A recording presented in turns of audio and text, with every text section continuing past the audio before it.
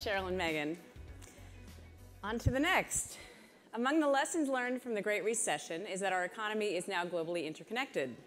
What are the critical dangers, challenges, and opportunities for the global economy? Let's hear from the experts. Please welcome Nina Easton and her panelists for The World as We See It.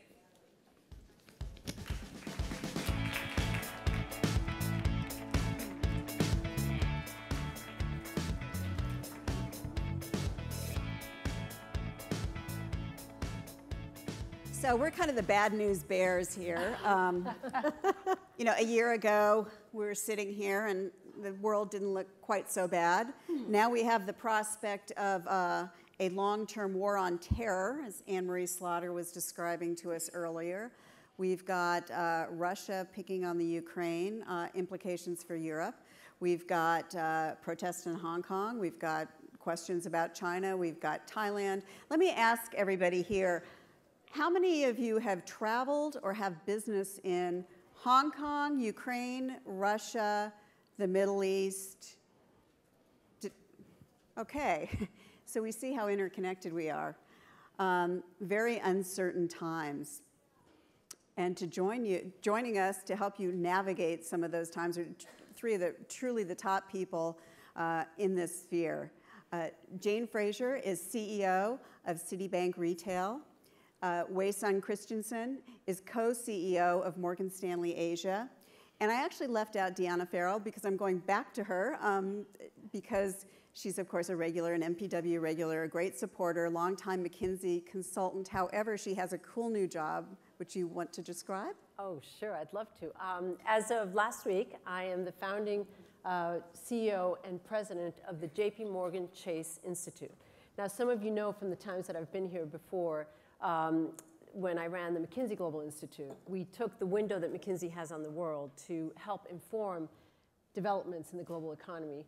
And when I was lured into the opportunity to do a similar thing on what is, in effect, a $2.5 trillion balance sheet with every single touch point that JPMorgan Chase has on the world, I said, I can't not do that. So that's the idea. We will go everywhere from the retail operations, where JPMorgan Chase touches 50% of US households, to the entire sort of wholesale side, and really try to tackle some of the questions that I think the Great Recession opened up in ways that I think are challenging economists, are challenging all of you business people, and just having this platform to do it on. I'm very Congratulations. Thank you. We're going to open our panel with an inside track question for our new project. And the question is, all of you looking across the uncertain global landscape, what worries you most? And I'll start with Wei. What worries me most is the increasing tension, geopolitical tension among different nations, whether there are issues relating to trade imbalances, territorial disputes, or securities-related concerns. I think some of these issues reflect quite fundamental differences on substantive issues, but some of these issues reflect a pure lack of understanding and trust among nations. I think it's very important that out of our own interest that we facilitate a better dialogue and also create a process that we maybe effectively address these issues. Deanna? I'll bring it back to the economy, which is the lens I look at. And I think this is a big problem for economists, and it's a big problem for business people. And I'd frame it as growth is necessary, but it's not sufficient. Efficiency and productivity are necessary and not efficient. So we think now, 80 months after the last peak of the economic cycle, and this is not just a US story, but I'll use some US numbers to come to it, three things that should trouble us terribly about economic growth and the economic underpinnings. The first is that the last recession underscored a pattern that we've seen over the last 5 recessions, which is the recovery time in terms of employment takes longer and longer. 8 months 5 times ago, 16 months 4 times ago. This last time, 80 months after the peak employment, we're still just getting under 6% unemployment. That's a real issue that we need to focus on because we're getting the GDP growth, we're just not getting the employment growth. Secondly, we've got the percentage of long-term unemployed within the unemployed, which is very problematic. At its peak, it hit 40+% of the unemployed had been unemployed for more than 6 months. I mean, we've never seen numbers like that before. Now, it's come down quite a bit as the economy has strengthened, but it's still unprecedentedly high. And then maybe most importantly, as part of that picture, is the youth unemployment issue, which is among the long-term unemployed, we have a very disproportionate concentration of 18 to 29-year-olds. And the consequences of that are just horrific. Long-term consequences of youth, of people not getting jobs early in their career and building off of that. You know, the US, it's a problem. In Europe, it's a terrible problem. In the Middle East, it's a horrific problem. And I say growth is not enough because if we look at high growth areas, I mean, take the extreme of North Dakota right now with the energy boom, anything. You have overall unemployment levels are okay, but the youth unemployment and the percentage long-term unemployment are, again, unprecedentedly high, historical standards. So this is something I think we all have to get our head around. Growth and efficiency are not going to be enough to have a participatory economy, and that should concern us all. Jane, I should point out, is a Scot, and this country decided to inject a little bit of uncertainty into the global economy. This year, they wanted to get more famous than just for whiskey and golf, right? So, yes. Scotland was not one of the winners in the global economy, and you can talk a little bit about how this is a reflection of some of the challenges going on in the world. I would pick up the theme here that we worry the most at Citi is a lot around the relative inequality that we're seeing. So despite the fact that over the last decade you've seen the biggest improvement in poverty, ever, I think the challenge that we're seeing is this shining light of transparency, a lot of it technology driven, that is really showing that the relative inequality is staggering and it is growing, and the source of tensions that's creating is enormous, and that's one of the reasons that we saw a lot of challenges in Scotland. But when you look at what this means, not just in terms of the have and have-nots, but I think when you start looking at the intergenerational conflicts, what are you going to do between the tension between pensions as opposed to education? You know, how are we going to resolve that? How are we going to look at jobs for those of us in the audience who are aging versus our kids and the tension there? So I think this growing inequality that we're seeing is something that we've all got to get on top of and make sure that the world does globalize, but that is a very inclusive globalization that is tackling these problems rather than the one that has its head in the sand, as I fear we are at the moment. Wei, let's talk about China for a minute. To what extent should global businesses be concerned, or in what way should they be concerned about President Xi's, both his political leanings and the corruption crackdown? Well, as a lot of you have watched the news, President Xi is very different from his predecessors. His style is very different. He's bold, spontaneous, and also he's no nonsense.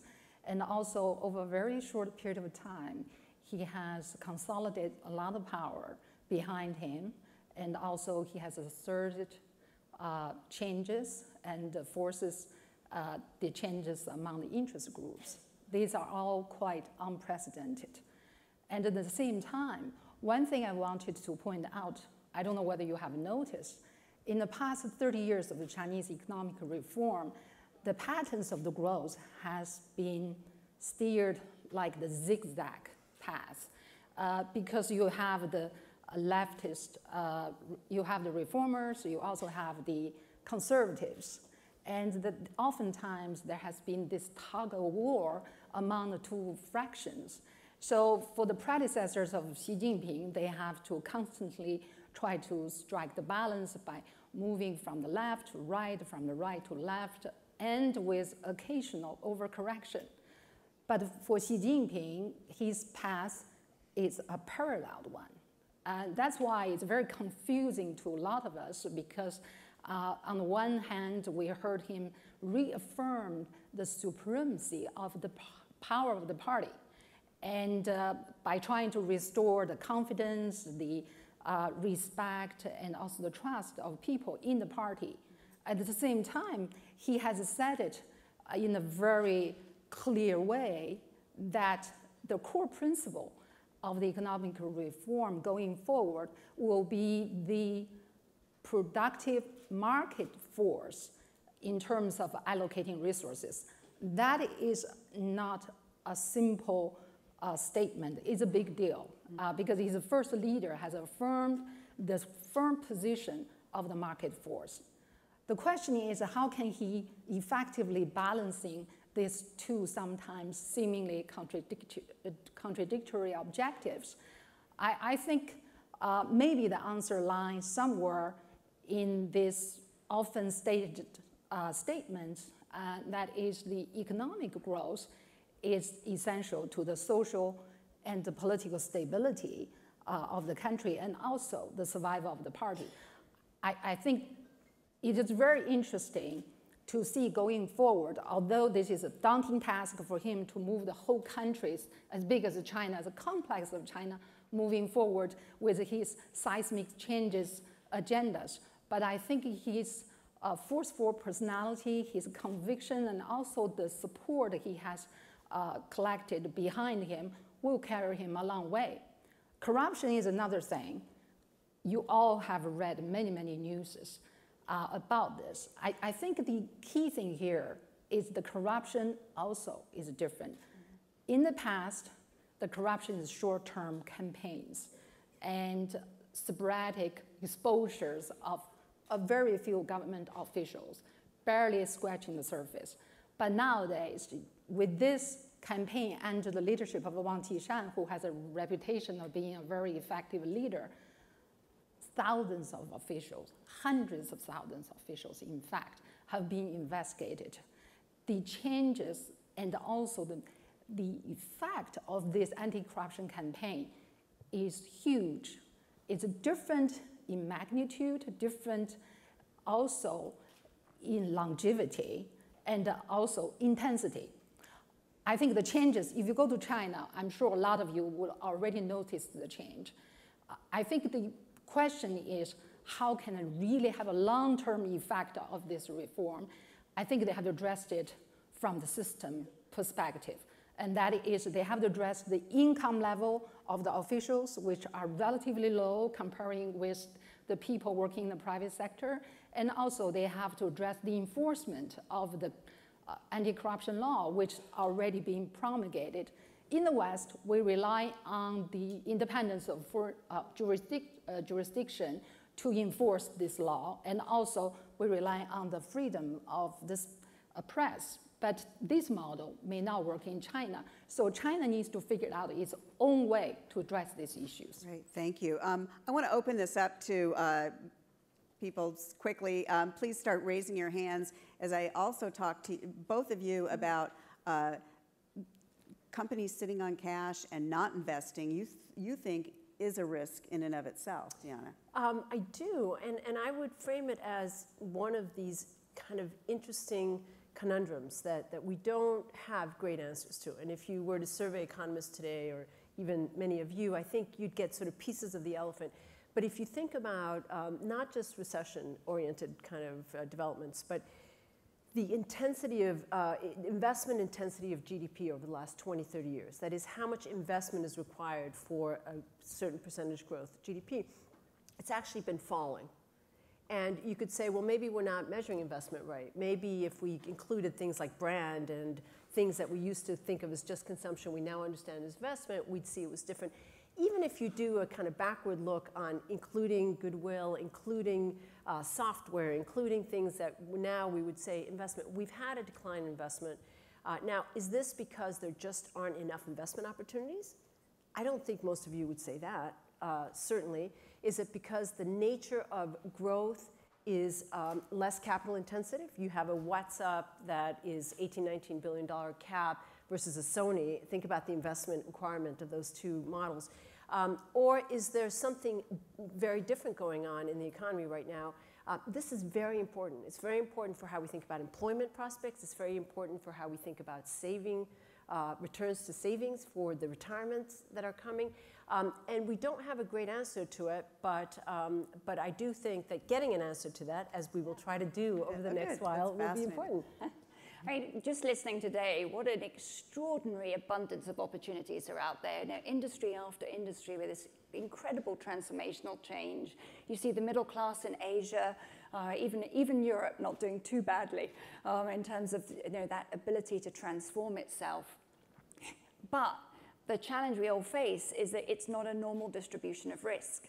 There is very extreme tail risk. So at the same time as we're looking at how do we capture and set a strategic vision for a company and have that clarity that Ginny was talking about, we also have to manage the extreme tail risks and make sure we've got that agility and flexibility in the supply chain, in how we look at risk management, in our talent policies and everything. I mean, and that's critical. Jane, if I could just pile in, I think one of the things that is, back to the conundrum and your point, amazing opportunity, as you've been hearing about all day, enormous need, like in infrastructure, for example, where we aren't making the kind of necessary, and near zero rate interest rates.